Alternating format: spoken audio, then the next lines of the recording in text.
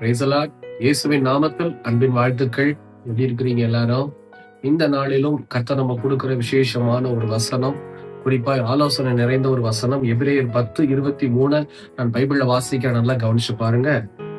அல்லாமலும் நம்முடைய நம்பிக்கையை அறிக்கையிடுகிறதில் அசைவில்லாமல் உறுதியாய் இருக்க கடவோம்.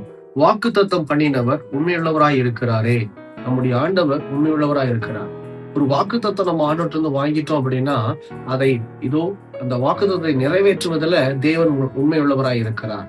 ஏன்னா ஆண்டவர் சொல்றாரு, அவர்கள் மறந்தாலும் நான் ஒன்னும் மறக்க மாட்டேன். நம்மளை சுத்தி இருக்கிறவங்க, நம்முடைய குடும்பத்தினர் கூட நமக்கு வாக்கு கொடுத்திருக்கலாம், இதை செய்வேன் அதை செய்வேன்னு சொல்லி, அதை நிறைவேற்றுவேன்னு சொல்லி.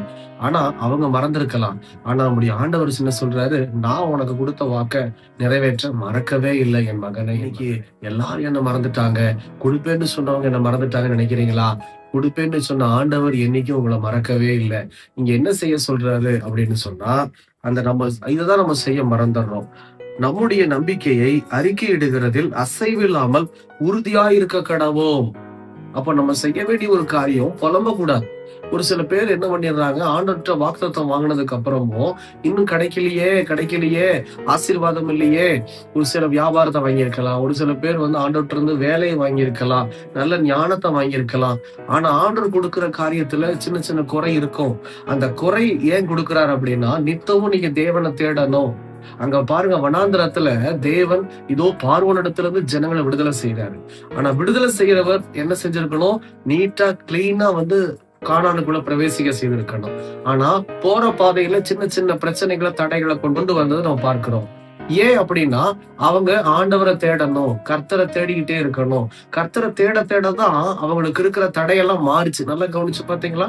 சின்ன சின்ன பிரச்சனை தான், ஆனா அதை பெருசா பார்த்தாங்க ஜனங்க.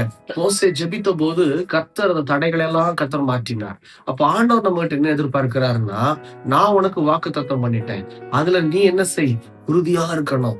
அந்த காரியத்தை பெற்றுக்கொள்கிறதுல நீ உறுதியா இருக்கணும். அதுதான் எனக்கு தேவை ஆண்டவர் சொல்லுகிறார்.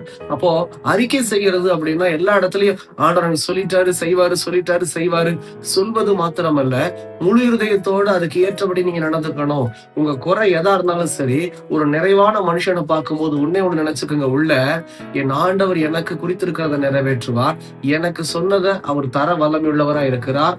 ஏற்ற காலத்தில் ஏற்ற சமயத்துல என் வியாபாரத்தை ஆசீர்வதிப்பார், என் வேலையை ஆசீர்வதிப்பார், எனக்கு ஞானத்தை தருவார், எனக்கு நல்ல குழந்தை பாக்கியத்தை உண்டாக்குவார், எனக்கு திருமண தடைகளை உடைத்து திருமணத்தை ஆசீர்வாதமாய் மாற்றுவார், என்னுடைய கடன் பாரத்தெல்லாம் நீக்கி என் வியாதியை விலக்கி பலவீனத்தை மாற்றி என் இயேசு என்னை சுகப்படுத்துவார்னு சொல்லி நீங்க விசுவாசிக்கணும்.